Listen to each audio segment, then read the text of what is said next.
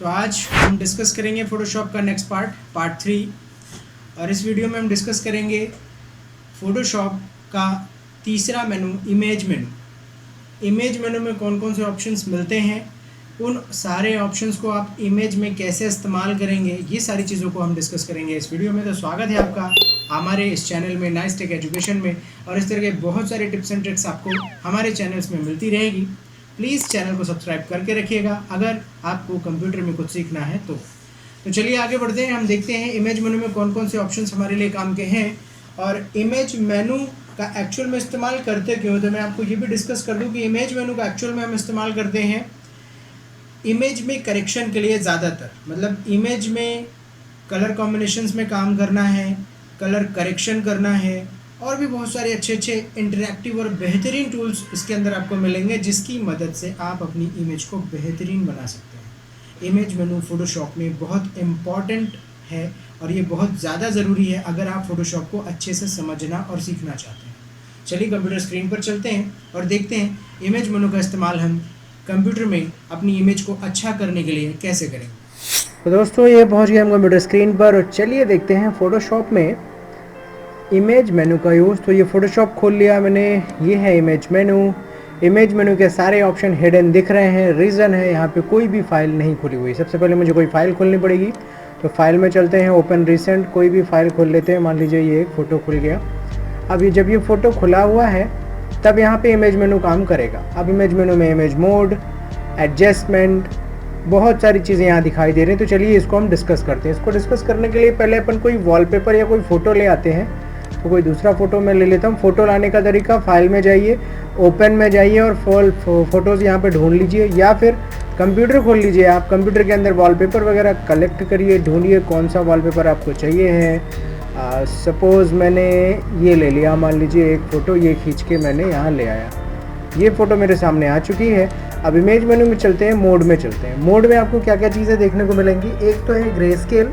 अगर grey scale option लेंगे तो ये पूरा जो इमेज है ये ब्लैक एंड वाइट टाइप के कलर कलेक्शन में चला जाएगा।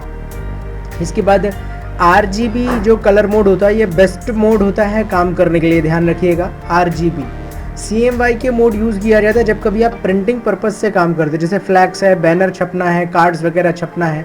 ऐसे सिचुएशन में आप CMY के कलर भी चूज़ कर सकते हैं। ये मशीनरी पे डिपेंड करता है, आपकी जो प्रिंटिंग मशीन है वो कौन से कलर मोड को सपोर्ट कर रही है। तो मैक्सिमम जो फ्लैक्स मशीन होती है जिसमें फ्लैक्स और बैनर छपते हैं वो CMY के कलर मोड सपोर्ट करती है। 8-बिट चैनल, इसको भी यहाँ ऐसा का ऐसा रहने दीजिए। मोड में आपको ध्यान देना है सिर्फ ग्रे स्केल कैसे करना है, RGB कलर लिया है कि नहीं, और CMY के, तो इसमें से RGB बेस्ट है। 8-बिट चैनल इसको रहने दीजिए, यहाँ पे और कोई चेंजेस आपको नहीं करना है। एडजस्टमेंट में आपको बहुत सारी चीज़ें मिलेंगी। जी हाँ, बहुत सारे काम है एडजस्टमेंट में। यहीं पे है सारा काम। जो फ़ोटो में आप चेंजेस करते हैं ना, फ़ोटो में कलर अपडेट करना है, उसको ब्लैक एंड वाइट में कन्वर्ट करना है, उसमें उसके टोन को चेंज करना है, बैकग्राउंड में कुछ कलर और कॉन्ट्रास्ट लाना है, बढ़ाना है, कलर हाईलाइट करना है, इस तरह के बहुत सारे काम आपको यहाँ पर करने को मिलेंगे। तो यहाँ पे अपन इमेज मेनू में एडजस्ट में चलिए अंदर चलते हैं, शुरू करते हैं। लेवल्स जो है ये इस तरह से खुलेगा। इसमें ये पॉइंटर आपका इधर पे है, इसको अगर आप ऐसा करते हैं तो सेंटर वाला जो कलर है और इसको इधर ले जाते हैं तो ये कलर चेंज हो रहा है। देखिए अब लग रहा है कि ये अंधेरे में खड़ी हुई है, सामने से कोई टॉर्च मार रहा है और उसकी उसने फ़ोटो ले ली। ये कुछ ऐसा इफेक्ट यहाँ पे जनरेट हो रहा है। ये हमने यहाँ से टॉर्च मारा है और फोटो ले लिया, बाकी बैकग्राउंड बिल्कुल अंधेरा है, ऐसा लग रहा है। इसको मैं वापस कैंसिल करता हूँ, ये नॉर्मल हो गया। देखिए इमेज में एडजस्टमेंट में लेवल्स था। ऑटो लेवल क्या है, ऑटोमेटिकली उसका कलर करेक्ट करेगा, कोई ख़ास यूज़फुल नहीं, से छोड़ दीजिएगा। ऑटो कॉन्ट्रास्ट छोड़ दीजिए। कॉन्ट्रास्ट अगर ज़्यादा हेजी पिक्चर दिख रही है, ज़्यादा ग्रे टाइप का पिक्चर दिख रहा है तो कॉन्ट्रास्ट बढ़ा के उसको वो सही कर देगा। ऑटो कलर अपडेट करेगा। कर्व्स में चलते हैं। इसमें ये आप बढ़ाएंगे तो देखिए लाइट बढ़ रही है इमेज में। इसको आप नीचे लेके जाएंगे तो इमेज की लाइट वापस घट रही है। ये तो कुछ वैसा ही है। ये देखिए अब ब्लैक कलर जो है ज़्यादा बढ़ रहा है, ये ब्लैक कलर ज़्यादा हाईलाइट हो रहा है, तो इसको कैंसिल करते हैं फ़िलहाल। इसमें बहुत सारी चीज़ें आपको लगेंगी कि इससे भी वही हो रहा है, इससे भी वही हो रहा है, सारी चीज़ें एक जैसी लगेंगी आपको। यहाँ पे कलर बैलेंस और ब्राइटनेस एंड कॉन्ट्रास्ट ये दोनों काम की चीज़ें हैं। कलर बैलेंस में चलिए, यहाँ पे आपको सियान red, magenta, green, yellow and blue. Slider को जिस तरफ ले जाएंगे, सियान की तरफ ले जाएंगे, तो इसमें सियान कलर की रेंज बढ़ेगी। मतलब लाइट ब्लू टाइप का, जो लाइट ग्रीन एंड ब्लू का कॉम्बिनेशन मिला के जो कलर बनता है वो सियान होता है। वैसा कलर का इफेक्ट इसके ऊपर दिखने लगेगा कुछ उस तरह का। ये देखिए, इसको वापस बीच में रखते हैं। अगर इसको रेड की तरफ बढ़ाएंगे तो इमेज में रेड कलर का इफेक्ट ज़्यादा बढ़ेगा। इसको ग्रीन की तरफ बढ़ाएंगे तो इमेज ग्रीन टाइप की दिखेगी, और इस तरफ बढ़ाएंगे मैजेंटा तो मैजेंटा टाइप दिखेगी। ऐसी इमेजेस की अपन को पोस्टर वगैरह में ज़रूरत पड़ती है। ये इस तरह का फ़ोटो भी अपन को मिलता है। इधर करेंगे तो ये ब्लू टाइप का इमेज होगा। तो ये 3-4 ऑप्शन आपको मिलते हैं। इसको करने के बाद मान लीजिए आपने इसको किया येलो। येलो करने के बाद शेडोज़ में शेडोज़ को भी येलो किया, तो जो ब्लैक कलर था जहाँ पे, उसके भी कलर में थोड़ा सा येलो का शेड अपडेट हो रहा है। और हाइलाइट्स को भी येलो किया। हाइलाइट्स को ज़्यादा येलो करेंगे तो हाइलाइट जो चमक रहा है वो पूरी तरह से येलो हो जाएगा। तो ये बहुत अच्छा इफेक्ट नहीं दे रहा है, इसको नॉर्मल रहने दीजिए जैसा था। तो इस तरीके से इसमें आपको काम करना है। वापस मैं कैंसिल करता हूँ, नॉर्मल हो गई। इमेज में चलते हैं तो एडजस्टमेंट में कलर बैलेंस का ये यूज़ है। ब्राइटनेस एंड कॉन्ट्रास्ट, सिर्फ ब्राइटनेस बढ़ानी है तो बढ़ा लीजिए। कॉन्ट्रास्ट ब्राइटनेस कम कर दीजिए। कॉन्ट्रास्ट घटाइए, कॉन्ट्रास्ट बढ़ाइए, कॉन्ट्रास्ट बढ़ाइए। ब्राइटनेस एंड कॉन्ट्रास्ट यूज़ करके देखिएगा। एडजस्टमेंट में आ गए, black and white picture black and white में कन्वर्ट हो जाएगी। ये हो गई। अब इमेज में मोड देखिए, मोड RGB ही है, लेकिन इमेज जो है ब्लैक एंड वाइट कलर में कन्वर्ट हो गई है। अब आप यहाँ पे कोई कलर कंटेंट लिखेंगे या कलर फोटो या लोगो वगैरह डालेंगे तो बाकी की चीज़ें कलरफुल दिखेंगी और ये ब्लैक एंड वाइट दिखेंगी। अब वापस चलते हैं, अंडू कर दिया मैंने इसको वापस। इमेज में एडजस्टमेंट में ब्लैक एंड वाइट के अलावा ह्यू एंड सैचुरेशन देखिए क्या काम करता है। सैचुरेशन कलर रेंज बढ़ाता है, जो भी कलर अप्लाई है उस कलर को और ज़्यादा तेज कर देगा ये। और ये वापस सैचुरेशन ख़त्म करेंगे तो image black and white type के कलर में दिखाई देने लगेगी। ओके, इसको यहीं रहने दीजिए। ह्यू चेंज करेंगे तो जो कलर आपके सामने है वो कलर ही चेंज होगा। जैसे उसकी लिप्स का कलर थोड़ा सा रेड शेड में था तो उसके कलर दूसरे हो चुके हैं। ये ग्रीन हो गया, ये नॉर्मल हुआ। अब वापस से इधर बढ़ाते हैं, ये ग्रीन हुआ, ये सब कलर चेंज हो रहा है। अब ये इसके अलावा कोई कलरफुल इमेज होगी तो वहाँ पे और अच्छा काम करेगा। देखते हैं कलरफुल इमेज में कैसे काम करेगा। डेस्कटॉप बैकग्राउंड ले लेते हैं कोई सा, सपोज ये ले लिया मैंने कलरफुल इमेज, इसको ले लेते, चलिए मेंढक, ये ले आए। अब इस पे ह्यू सैचुरेशन से क्या होगा देखिए, ह्यू चेंज करता हूँ। ये देखिए शंख का कलर रेड हो गया, पहले क्या था, ये था, रेड हो गया। मेंढक का कलर भी बदल चुका है, पर्पल कलर का मेंढक हो गया। मतलब पूरी इमेज ही बदल गई। आप खींचे किसी और तरीके से तो वो कुछ और गया। अब ये क्या है, नेचुरल चीज़ें में ठीक लगती है, फेस वगैरह में थोड़ा सा अलग सा इफेक्ट हो जाता है। ऑब्जेक्ट या नेचुरल या नेचर से रिलेटेड कोई कंटेंट है, जंगल है, ऐसा कुछ है, तो वहाँ के बैकग्राउंड में बहुत अच्छा काम करेगा। पूरी इमेज को ऐसे पर्पल शेड में कन्वर्ट कर दे रहा है। देखिए इस तरफ लेके जाएंगे अगर, उस पर तो ये ग्रीन था, इधर ले जाइए, ये अभी भी पर्पल हुआ, ये ब्लू, ये ग्रीन शेड आ गया। देखिए इस पर लाएंगे तो दूसरा शेड आ गया ये। तो इस तरीके से काम करेगा। लाइटनेस क्या करेगा, इसमें लाइट और डार्क को करेगा बस, और कुछ काम नहीं। खड़ा, इसको हटा दीजिए। एडजस्टमेंट में ह्यू सैचुरेशन हो गया। अब डिसैचुरेट से क्या होगा, इमेज ब्लैक एंड वाइट में कन्वर्ट हो जाएगी। ये भी डिसैचुरेट ऑप्शन है, इसको भी अंडू करते हैं वापस। एडिट में, इमेज मेनू में वापस एडजस्टमेंट में चलते हैं। मैच कलर, ल्यूमिनेंस कलर को अच्छा हाईलाइट कर रहा है। देखिए ल्यूमिनेंस बढ़ाने से वापस जैसा था वैसे ही रहने देते हैं, 0 कर दिया। कलर डेंसिटी, देखिए कलर को और ज़्यादा बढ़ा दिया इसमें कलर डेंसिटी से। तो ये यहाँ पे बढ़िया चीज़ है। ल्यूमिनेंस और कलर डेंसिटी ये मैच कलर में आपको मिलेगा, इसको ज़रूर यूज़ करें आप। फेड करेंगे तो कोई ख़ास यूज़ यहाँ पे इसका नहीं दिखेगा आपको।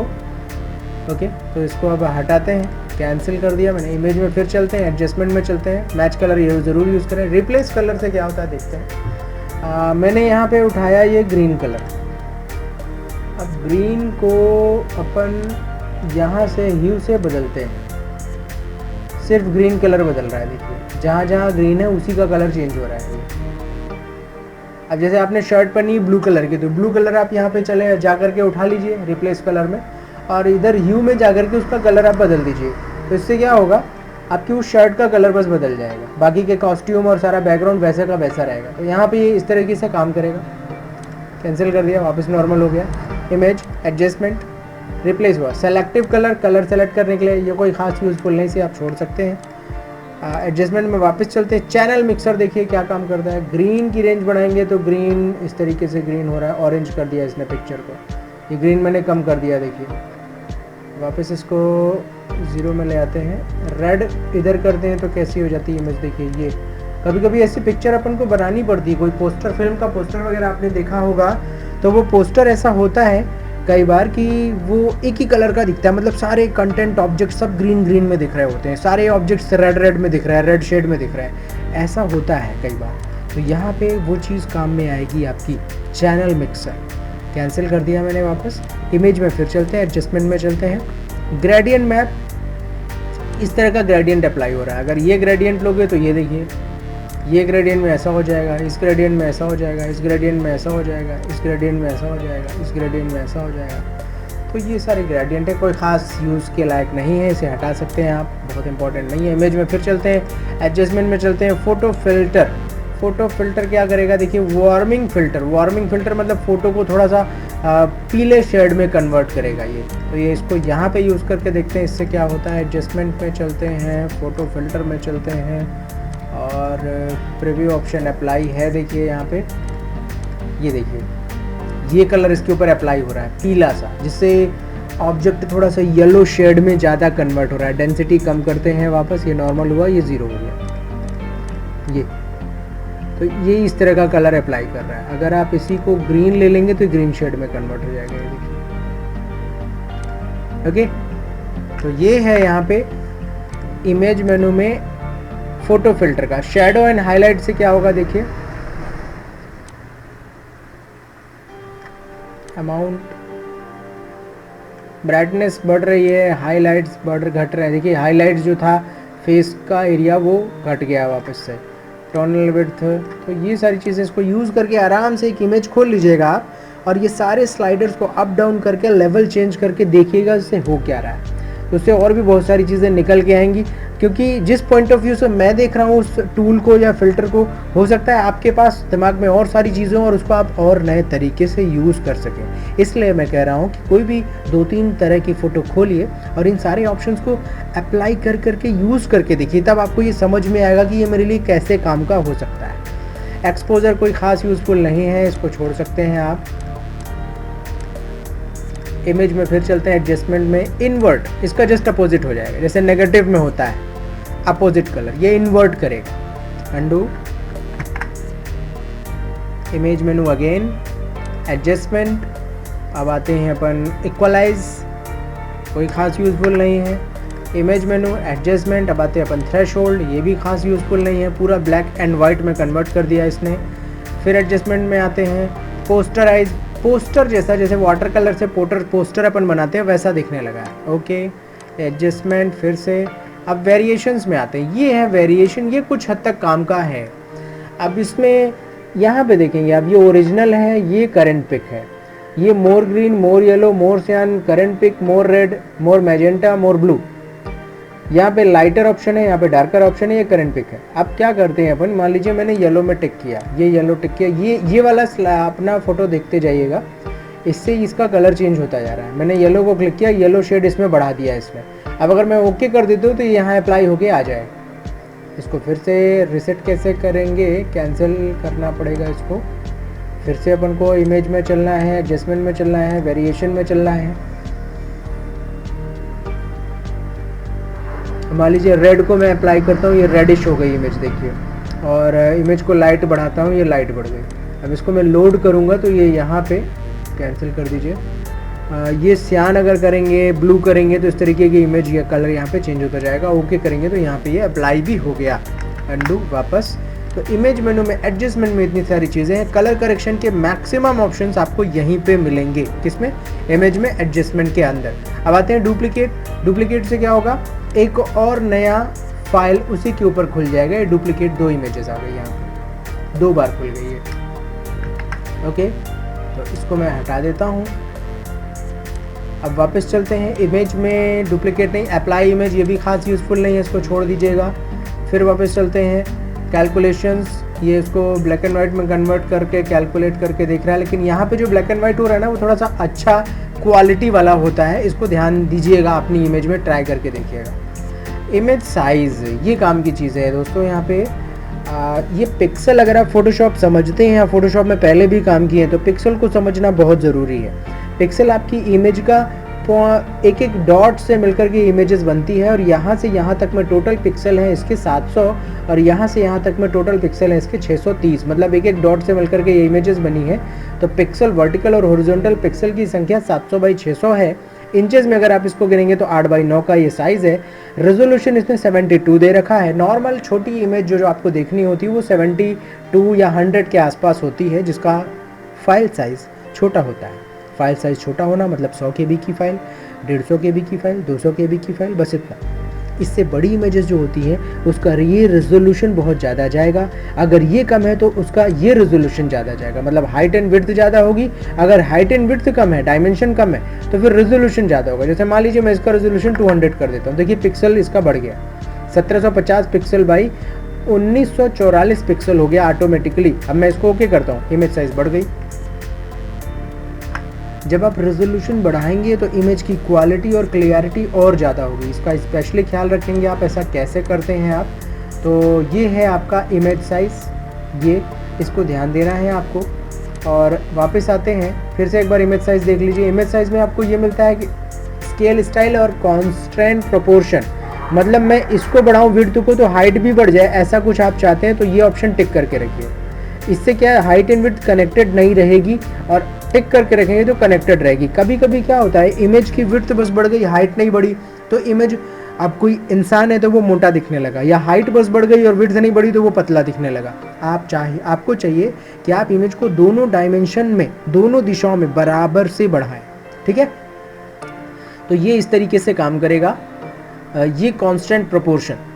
कैंसिल करता हूँ मैं इसको। इमेज में वापस चलते हैं, कैनवास साइज़ काम का है। मान लीजिए मुझे इस इमेज में नीचे एक बॉक्स चाहिए जिसमें मुझे लिखना है, और ये इमेज मुझे काटना भी नहीं। अगर मैं इसके ऊपर बॉक्स बना दूंगा तो ये शोल्डर इसका ढक जाएगा। तो क्या करेंगे अपन, इमेज मेनू में जाएंगे, कैनवास साइज़ में जाएंगे। कैनवास साइज़ में हाइट एंड विड्थ देगा, जिसमें मैं सिर्फ हाइट बढ़ा लेता हूँ। यहाँ पर मैं ले लेता हूँ 12 इंच मुझे हाइट चाहिए, विड्थ इतनी ही चाहिए। तो ये मैंने ओके कर दिया। देखिए इमेज ऊपर और नीचे दोनों तरफ से बढ़ गई। अब आपको क्या करना है, इस इमेज को ऊपर खिसका देना है। सिलेक्शन टूल लीजिए यहाँ से, इस तरीके से आप, ये सिलेक्शन टूल अपन ने ले लिया। सिलेक्शन टूल लेने के बाद आप इसे मूव टूल लीजिए और ऊपर खिसका दीजिए। ये खिसक गई इमेज ऊपर। ये आप सिलेक्शन टूल वापस लीजिए, मर्की टूल इसको बोलते हैं, यहाँ क्लिक कर दीजिए, सिलेक्शन ख़त्म हो गया। ये जो कट गई है थोड़ा सा, इसको रबर से मिटा दीजिए, चलिए कोई दिक्कत नहीं है। ये रबर से आप इसको इस तरीके से मिटा दीजिए। राइट क्लिक किया, मूव बड़ा कर लिया मैंने, ये अपन ने इमेज को यहाँ पे बड़ा कर दिया। ओके, अब आप यहाँ पे कुछ लिखना चाहते हैं तो लिख भी सकते हैं। मतलब कि मैंने इमेज का साइज़ नहीं बढ़ाया, ना ही मैंने इमेज को छोटा किया ताकि नीचे जगह बने। मैंने पेस्ट बोर्ड, मतलब अपना वर्क एरिया बढ़ा दिया। इमेज वैसी की वैसी है, नीचे वर्क एरिया बढ़ गया जहाँ पे मैंने कंटेंट लिख लिया या जो भी बनाना था वो मैंने बना लिया। ओके, तो ये है आपका इमेज में इमेज साइज़ और canvas size. Pixel aspect ratio, इसमें आपको कोई छेड़छाड़ नहीं करनी है, ये सेटिंग से रिलेटेड ऑप्शन, इसे ऐसे ही छोड़ दीजिए। रोटेट कैनवास, आप ये पूरा जो काम करने का आपका जो पेस्ट बोर्ड है, काम करने का जो वर्क एरिया या पेज है, आप इसे घुमाना चाहते हैं तो यहाँ से घुमा सकते हैं।